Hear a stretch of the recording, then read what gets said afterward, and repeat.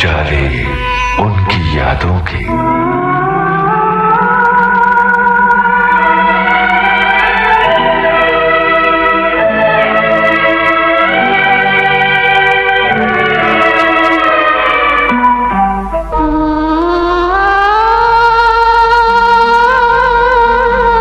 मंगेशकर परिवार का एक अनमोल नगीना,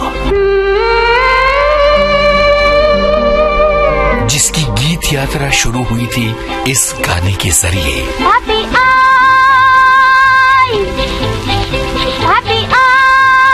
उनकी गायकी में शब्द जैसे खिल खिल पड़े। उनकी अनेक गाने गाए।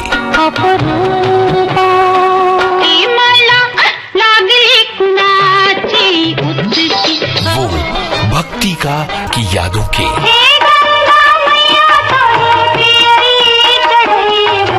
इस कार्यक्रम में जानी मानी गायिका उषा, मैं आपका दोस्त यूनुस खान, आज दूसरी कड़ी। दोस्तों नमस्कार, विविध भारती के स्टूडियो में आज हमारे साथ हैं जानी मानी गायिका उषा मंगेशकर। बहुत बहुत स्वागत है आपका हमारे स्टूडियो में। नमस्कार। नमस्कार। पुराना नाता रहा है आपका रेडियो से, कैसा लग रहा है वापस रेडियो के स्टूडियो में आके? अच्छा लग रहा है। आपने चित्रगुप्त के साथ जुड़ी यादों की बीच में चर्चा की थी कुछ। मैं छोटी लड़की का गाया गान, फिर मैंने फिल्म मुझे याद नहीं, क्योंकि उस जमाने में क्या होता था कि ए ग्रेड की फिल्म, बी ग्रेड की फिल्म, सी ग्रेड की फिल्म। जी हाँ। ए वाले बहुत कम बी में आते थे, लेकिन बी वाले ए बी सी में गाते थे। आशा थी बी के भी गाने गाती थी, सी के भी गाने गाती थी, और ए के तो बहुत गाती थी। और मेरा नंबर लगता था बीच में, तो मैं बी ग्रेड में गाती थी ज्यादा, ए ग्रेड में बहुत कम। जी। तो उनके गाने मैंने बी और सी में बहुत गाए, बहुत ज्यादा गाए। उनका एक गाना मुझे याद है जो बहुत अच्छा लगता है मुझे, दिल का दिया दीदी का, दिल का दिया, वो गाना। और एक उनका डुएट मुझे बहुत पसंद है, दगाबाज हो बाकी पिया। क्या बात है। वो चला भी था और मुझे अच्छा भी लगता है। हिंदी का तो दौर चल ही रहा था, लेकिन भोजपुरी फिल्मों का उदय हो गया, और वो भोजपुर के थे, वो पटना के थे। बिल्कुल। तो उनको बहुत ऑफर है फिल्म गानों के, तो मैं और दीदी हम दोनों ने गाए हैं काफी गाने उनके। गंगा मैया तो है पीरी चढ़े वो में। हाँ, वो भी तो कहानी है उसकी ना। बताइए। उसकी कहानी ऐसी है कि गंगा मैया तो रिहर्सल किया था मैंने चित्रगुप्त जी के यहाँ जाके, खाना वाना खा के रिहर्सल, ये भी प्रोग्राम होता था। तो गंगा मैया की रिहर्सल वगैरह हो चुकी थी। कुछ ऐसी बात हुई कि दीदी ने कहा कि मैं नहीं आ सकती हूँ, तुम जाके गा दो। जी। तो मैंने वो गाना जाके गा दिया, गंगा मैया पूरा गाना गा दिया। जी। डुएट है वो। तो रेडियो पे वो गाना उन्होंने पिक्चर प्रमोट करने के लिए गाना बजाना शुरू कर दिया। मेरा ही गाना चल रहा था। मैंने दीदी कहा रेडियो पे भी आ गया गाना, तो गा देना। जी। चित्रगुप्त का अपने घर के जैसे हैं। तो दीदी ने बोला ठीक है, और फिर दीदी के साथ मैंने गाया जो पिक्चर में था, गंगा मैया तो वो भी दोनों के साथ साथ ही गाना था। जी। और ये पहली भोजपुरी फिल्म थी और शैलेंद्र जी इसके गाने लिख रहे थे। उनके साथ कोई याद है? शैलेंद्र जी के साथ इतनी यादें होती है कि उन्होंने गाना लिखा है, कभी कभी वो आते थे। और चित्रगुप्त जी का ये कहना था कि मेरे सिंगर्स को ज्यादा सिखाओ नहीं, सबको बोलते थे वो लोग। जी। ये ऐसा बोलो, ये ऐसा मत करो, मैं बराबर सिखा रहा हूँ। और भोजपुरी तो उनका भी, शैलेंद्र जी भोजपुरी अच्छा लिखते थे। वो बिल्कुल बहुत बड़े शायर थे, मतलब शायर नहीं बोलूंगे, कवि थे। और मुझे बहुत खुशी है कि मैंने सब अच्छे शायर और अच्छे कवियों के साथ किया। क्या बात है। तो यहाँ गंगा मैया वाला गाना सुन। उषा जी, इतनी देर से हम बात कर रहे हैं और आपने ये बात की कि बहुत सारे कवियों के और गीतकारों के साथ आपके बहुत अच्छे संबंध रहे हैं, और मजरूर साहब और मंगेशकर परिवार का बड़ा गहरा नाता था। और बड़े कवि थे, उनका नाम मैं बार बार भूलती हूँ, ऊंचे थे, शायर लुधियानवी। उनका गाना गाने की मेरी बड़ी इच्छा थी, क्योंकि उनकी शायरी मुझे बहुत अच्छी लगती थी। हृदयनाथ ने उनका गाना गाया, छोटे बच्चे का अभी तक मैंने कैसे नहीं गाया, तो मैंने एक कोई गाना उनका गाया है, मुझे याद नहीं। चित्रलेखा वाला गाना वो साहिर लुधियानवी का लिखा हुआ है और रोशन की तर्ज है। मजरूर साहब की यादें बताइए। मजरूर साहब हमारे घर में खाना तो क्या खाएंगे, वो तो लखनऊ के थे। हम लोग उनको बोलते थे कि भाभी हमको ये खाना है, दीदी बोलती थी। हम लोग सब जाके खाना वाना खाते थे। बहुत अच्छा खाना, मतलब क्लास बहुत अच्छा बनाती थी वो। काफी लिख के भी दिया दीदी को। अच्छा। उसकी किताब में था।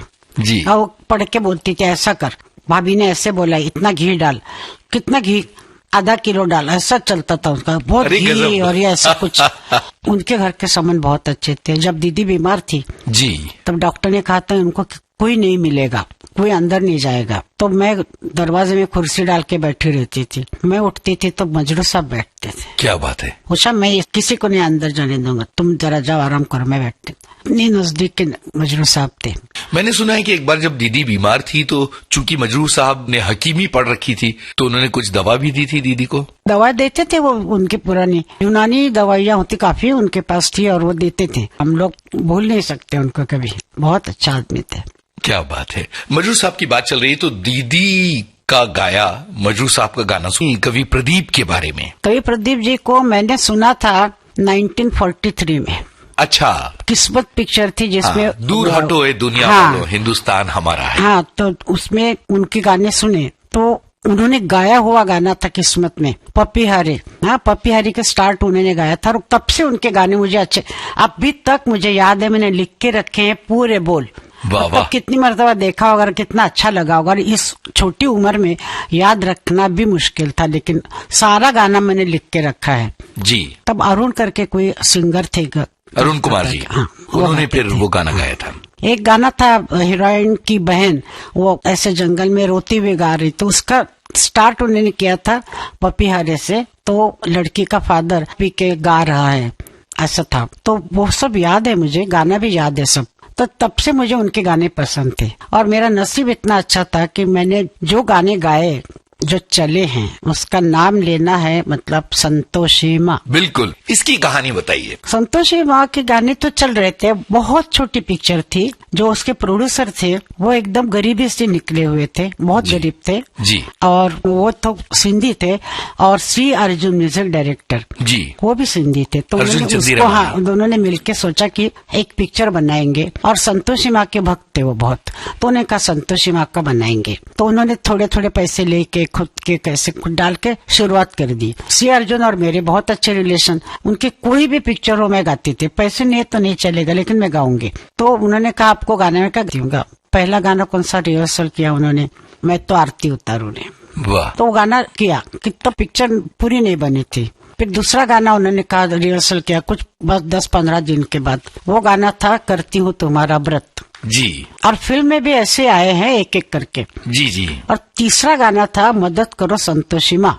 ये जब गाना मैंने गाने के लिए गई, बॉम्बे लैब में गई थी मैं, और मैं बैठी थी और मैंने कहा अर्जुन जी ये सुर थोड़ा कम करेंगे, शुरुआती एकदम ऊंची है और एंड भी ऊंचा है, इतना ऊंचा गाना, गाने में जो फीलिंग है वो नहीं आएगी, चिल्लाना हो जाएगा। तो उन्होंने कहा आप सही कह रही है। लेकिन अंदर कोई लोग बैठे थे जो कभी भी किसी भी रिकॉर्ड म्यूजिक डायरेक्टर के गाने में नहीं जाते, ऐसे कोई जानकार लोग थे म्यूजिक वाले। तो उन्होंने कहा कि ये गाना थोड़ा ऊंचा कर दीजिए जी। उनको ऐसे लगा कि ऊंचा अच्छा लगेगा। मैंने बोला नहीं ऐसा मत कीजिए, मुझे नहीं लगता कि ये ठीक लगेगा। तो श्री अर्जुन जी बेचारे बहुत ही अच्छे आदमी थे, तो उन्होंने फिर से हाथ जोड़ के उनको कहा कि नहीं आप बहुत बड़े लोग हैं, मैं छोटा आदमी हूँ, लेकिन मेरी जो गायिका है वो नहीं मानती है। तो फिर और एक मर्तबा कहा तो फिर कवि प्रदीप आया और उन्होंने कहा चुप बैठो सब लोग, मेरा आर्टिस्ट नहीं गाएगा उच्च, ये सुर बराबर ही मैंने फिक्स किया। वो खुद म्यूजिक भी करते थे। बिल्कुल, बिल्कुल। मैंने हम लोगों ने फिक्स किया ये इसे में गाएगी। तो वो लोग बहुत नाराज हो गए, कुछ लोग निकल गए वहां से। तो उसी सुर में वो गाना मैंने किया और सबसे पहले वो गाना चलने लगा और बाद में आरती चलने लगी। वाह। तो उनके किस्मत अच्छी थी या जो भी अच्छा था, वो गाने में हर जात की औरतें आती थी, पारसी लड़कियां, क्रिश्चियन औरतें, हिंदू तो होती ही थी।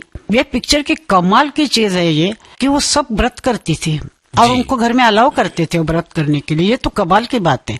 बिल्कुल। और जहाँ पिक्चर छोटे गांव में लगती थी तो सब चप्पले बाहर उतारो, अंदर नहीं जाते थे थिएटर में, सबके चप्पले बाहर जी।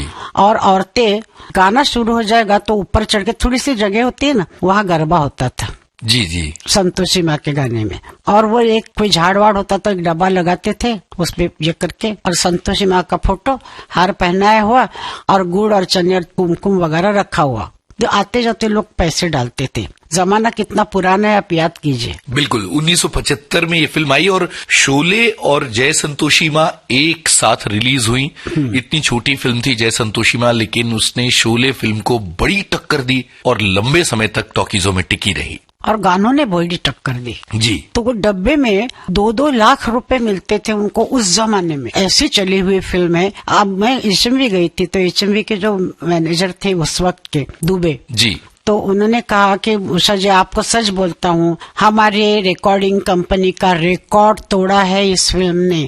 आज तक इतना चला हुआ कोई गाना नहीं है। सही है। और इतना चला हुआ गाना ना अपने कवि जी को और ना म्यूजिक डायरेक्टर को ना सिंगर को कोई अवार्ड नहीं दिया, किसी ने भी नहीं, सब चुप। क्यों मालूम नहीं जी। लेकिन जनता का जो रिस्पॉन्स था, जो सबसे प्यार बड़ा, था, वो सबसे बड़ा। अवार्ड वही होता है। जी। बाद में आप अपने लाइव कॉन्सर्ट्स में गई, हर जगह। हाँ, बहुत गाया मैंने, खास करके देवी जगराता होता है जी, दिल्ली साइड में, बहुत गाया मैंने। यहाँ तक कि मदद करो संतोषी माँ मैंने गाती थी मैं, तो औरतें उठ के हार पहनाती है ना, जैसे कोई कीर्तन करता है वैसे आके मुझे पैसों का हार ऐसे ऐसे डालती थी गले में जी। और मैं वो सब निकाल के म्यूजिशियन को देती थी और वंस मोर गाते जाओ। क्या बात है। और मैं तो आरती उतारो रे, मैंने एक प्रोग्राम में गाया जयपुर में एक जैनों के मंदिर का उद्घाटन था, वो प्रोग्राम रखा था। बहुत ऐसे इतने लोग आए थे, बाप रे, मैं ऊपर खड़े होकर देख रही थी, ना म्यूजिशियन ठीक से है ना कोई गाने वाले है, मैं क्या करूँ ऐसा सोच रही थी। मैंने कहा ऐसे कैसे बुलाया मुझे। सब जैन साधु अंदर बैठे हुए जी और लोग बैठे हुए, जो चिट्ठी लिख के आई कि आप किसी भी भगवान का नाम मत लीजिए, हमारे इसमें नहीं चलता है। मैंने कहा ठीक है, मुझे कोई हर्ज नहीं है। मैंने कहा गाओ कैसे, संतोषी माँ का नाम आ रहा है, मैं क्या करूं। तो मुझे किसी ने कहा इनकी देवी का नाम पद्मावती है। मैं अंदर बैठ के लिखा, मैं तो आरती उतारू रे पद्मावती माता की। अच्छा, वो जब मैंने गाना गाया तो बहुत लोगों ने तालियां वगैरह बजा, क्योंकि ट्यून तो पॉपुलर थी जी। ताली वाली बजी। फिर कहा और एक मर्तबा गई है। मैंने कहा ठीक है, वंस मोर तो ले लिया मैंने, एक मर्तबा गाया। अंदर जो बहुत बुढ़े साधु बैठे थे तो उन्होंने ऐसे हाथ किया मुझे, वो मराठी में बोलते थे कानड़ी, ऐसे हाथ किया और एक मर्तबा गाओ। अरे वाह। मैंने गाया, गाना होने के बाद फिर हाथ ऊपर आया, ऐसे कहा। क्या बात है। फिर मैंने गाया, मैंने 5 मर्तबा गाया गाना। ओ हो। जब तक नीचे से लड़कियां अच्छी घर की लड़कियां आके डांस कर रही थी मेरे सामने। संतोषी माँ के गानों का कमाल है। गाने का जिक्र मैं और करना चाहूंगा जो आपने नैयर साहब के साथ आशा ताई और आपने गाया, देखो बिजली डोले। क्या बात है, कितना अनूठा गाना है ये। और कैसा रहा था वो अनुभव। मेरे पिताजी उन्होंने जो सुनाया था, हम बचपन में जिन्होंने सुनाया था मुझे याद नहीं है, मीनाती ने वगैरह, तो एक तराना था जी। तो तराने की बोले याद नहीं मुझे। वो आशा ती ने पूछा बाबा कैसे गाते थे, बोलो, तो मैं गा के बताया। मैं कहा डा डा डा डा डा डा डा। तो उसने बोला कि मैं इस पे गाना बनवाती हूँ नैयर साहब से और हम लोग दोनों ये गाना गाएंगे पिताजी के इस पे बनाया हुआ। तो वो गाना हम लोग मैंने गाया उसके साथ में। ये तो बड़ी अद्भुत कहानी है, ये हमें पता ही नहीं था कि ये तराने पर तैयार किया गया गाना है। कैसा था आशा ताई के साथ इस गाने को गाने का अनुभव। आशा ती के साथ, दीदी के साथ मैं बहुत कंफर्टेबल होती थी, कुछ भी नहीं लगता था। आशा ती के साथ वैसे कि हम लोग बहुत बचपन में खेले हैं सब कुछ, लेकिन वो गुस्से होती थी, बाल की वैसे बनाए तुमने, ये गाना ऐसा गाना चाहिए, ऐसा गाना मेरे साथ। मैं कहा ठीक है, मैं गाऊंगी, मैं ट्राई करूंगी, तो क्या कर सकती हूँ। तो मुझे थोड़ा उस पर ये होता था, लेकिन दीदी कुछ नहीं बोलता। हम लोग घर में साथ में आते थे जी। आशा ती के साथ में ही जाते। के वाला गाना प्यारी प्यारी सूरत, सबसे ज्यादा गाने आशा ती के साथ गाए मैंने डुएट। बिल्कुल। दीदी के साथ भी नहीं इतने गाए हैं जी। अच्छा, कुछ ऐसे गानों की बात कीजिए जो सब बहनों ने मिलके एक साथ गाए हैं। सब बहनें तो एक साथ नहीं आई, लेकिन मैं, मीनाती, दीदी एक गाना गाया था, चित्रगुप्त जी का था शायद, याद नहीं आ रहा है मुझे, एक गाना गाया था, बोल याद नहीं आ रहे। अच्छा, यहाँ एक गाने के जिक्र के बिना ऐसा लगेगा कि आपसे बातचीत अधूरी है, और वो है इनकार फिल्म का गाना जो मजरूर साहब ने लिखा था। उसकी कहानी यहाँ बताइए मुझे। राजेश के पास मैंने बहुत गाने गाए, बहुत छोटा देखा था उसको। बिल्कुल। तो म्यूजिक डायरेक्टर वगैरह, अच्छा म्यूजिक डायरेक्टर। मैंने उसको बोला राजेश एक काम करो, तुम्हारे पिताजी बहुत बड़े म्यूजिक डायरेक्टर थे जी, तो तुम जितने भी उनके गाने है उसके ढंग से गाने बनाओ। लेकिन उसका ढंग अपना अलग था, वो बहुत अच्छे गाने बनाता था। तो उसने कहा कि उषा जी एक गाना गाना है आपको, आधा मराठी आधा हिंदी है। मैंने कहा ठीक है। उसका अभी एकदम ज्यादा गा रहे थे उस वक्त में, तो रिहर्सल वगैरह की, तो गाने में एक बोल कम था, तो मैं बैठी थी, मजरूर साहब आके बैठे, उषा। मैंने कहा क्या मजरूर साहब बोलिए, इसमें बोल नहीं बैठ रहा है मुझे, तुम बोलो तो क्या होता है, मराठी आधा मराठी है, मुलगी मुलगा सब लिखा मैंने, लेकिन इसमें मुझे एक छोटा बोल चाहिए जिससे मुखड़ा तैयार हो जाएगा। और मराठी में चाहिए। उनके बोला मैंने गुड़ की डली लिखा है, तो इसका मतलब है कि चींटी वहाँ आके जाते खाती है गुड़। जी। मैंने कहा चींटी होती है, क्या बोलते चींटी को? मैंने कहा मूंगे बोलते मराठी में। अच्छा, तो बड़ी चींटी को क्या बोलते हैं? काला काला। तो मैंने कहा उसको मुंगड़ा बोलते हैं। अरे बैठ गया बोल, एकदम बड़ा परफेक्ट बैठा। बोल डाला था मराठी हिंदी में ड़ है ही नहीं तो ड होता है, सब मुंगड़ा मुंगड़ा, खुद वो भी मुंगड़ा बोल रहे थे। और वो गाना मैंने गाया तो चल पड़ा।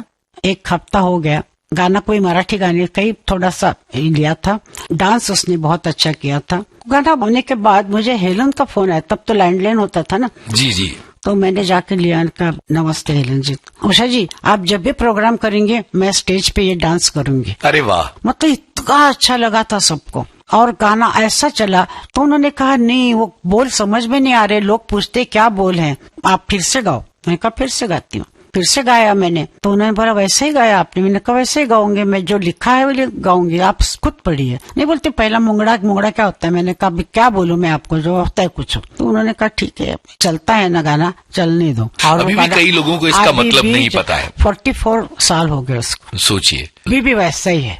हाँ। कोई शादी के बैंड में है, मंदिर में है। मैं साईं बाबा के मंदिर में गाना गाया था, मैं सब साईं भजन गा रही थी। एड में एक लोगों ने चिल्ला के कहा कि आप मुंगड़ा गाइए, और मैंने वो गाया और उसके बहुत ज्यादा मंसूर आए मुझे। तो इतनी कमाल की यात्रा रही है इनकार फिल्म के इस गाने की। ये गाना आपने सुन की बात कर रहे हैं, और इनकार फिल्म के गाने की जब हमने बात की तो फिर मुझे प्रियतमा फिल्म के गाने याद आ गए। मुझे लगता है 2 गाने आपने इस फिल्म में गाए, एक तो वो तू जो बोले हाँ तो हाँ, और दूसरा ना ना जाने ना दूंगी। तू जो बोले हाँ तो हाँ याद आ रहा है, और एक रफी साहब के साथ गाया था आपने। ये गाना चलता ही रहा इसलिए याद रहा। बिल्कुल, क्योंकि ये गाना बहुत ज्यादा उसका वो भी गाया था मैंने, खट्टा मीठा खट्टा मीठा खट्टा मीठा मीठा। हाँ, वो भी गाया था और बड़ा लोकप्रिय हुआ था। वो तो गुलजार साहब के बोलते हैं, याद? थोड़ा कम, ज्यादा नहीं। अच्छा, कम गाया, ज्यादा नहीं गाया। काला पत्थर का गाना याद है? यशराज फिल्म में मैंने एक ही गाना गाया था, काला पत्थर का जी। उसके बाद मैंने कभी सुना भी नहीं उसको, और रिकॉर्ड हुआ कि नहीं कुछ मालूम नहीं मुझे। अच्छा। आपको मालूम है? बिल्कुल, ये गाना है हमारे पास। अच्छा, क्या बोले उसके? मुझे बोल भी याद नहीं। मुझे प्यार की, क्योंकि गाने के बाद सुना ही नहीं गाना, ऐसे हुआ। खट्टा मीठा सुना है, मुंगड़ा बहुत सुना है, कहीं भी जाओ तो मुंगड़ा बजता है, बहुत ज्यादा बजता है। यहाँ मुझे लगता है कि कुछ और हिंदी गानों की बात करते हैं, फिर मुझे मराठी गानों की भी आपसे बात करनी है। नसीब फिल्म का गाना पकड़ो पकड़ो पकड़ो गाया था मैंने। दीदी और लक्ष्मीकांत प्यारेलाल के बड़े अच्छे रिश्ते रहे हैं। छोटा था लक्ष्मीकांत, मैंडोलिन बजाता था जी, और उसका पार्टनर प्यारेलाल वो वायलिन बजाता था पहले हमारे पार्टी में जी। फिर वो बड़े हो गए तो दीदी का लक्ष्मीकांत बहुत प्यार करती थी उससे। जब उसने गाने के लिए बुलाया तब उसने ना नहीं, पहला ही गाना चला है उनका डुएट, बिल्कुल, कमल बारोट के साथ, हंसता हुआ नूरानी चेहरा। हाँ, पारस में। तो वो फिर चल पड़े, तो उनका नाम होता गया। तो एक गाने में दीदी को बुलाया था, मुझे दीदी ने कहा ऐसा गाना मैं नहीं गाऊंगी, तू जाके गा दे। तो लक्ष्मी बोला आप आके गाइए, दीदी ने गाए। वो गाना था कबूतर कबूतर, तो ये आज कल के लड़के हो। तो दीदी बोले इस टाइप का मैं गाती नहीं हूँ, कैसा गाना मैं नहीं गाऊंगी। तो पकड़ो पकड़ो, वो फिर उन्होंने दीदी को पूछा ही नहीं, मुझे कहा कि आप गा दीजिए। अच्छा। काफी गाने गाए उनके। उनकी यादों के इस कार्यक्रम में जानी मानी पार्श्व गायिका उषा मंगेशकर से बातचीत का दूसरा भाग आपने सुना। सुल्ताना सुल्ताना मेरा नाम है सुल्ताना। इस कार्यक्रम के रिकॉर्डिंग इंजीनियर मंगेश सांगले और विविध भारती की ओर से इस कार्यक्रम को प्रस्तुत किया जुबैर खान ने। इस बातचीत का तीसरा भाग आप सुनेंगे शाम 4 बजे अगले हफ्ते।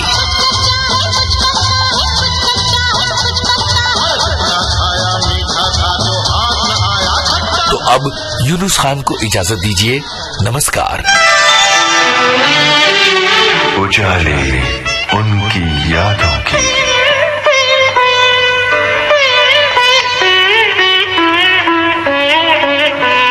उजाले उनकी यादों के।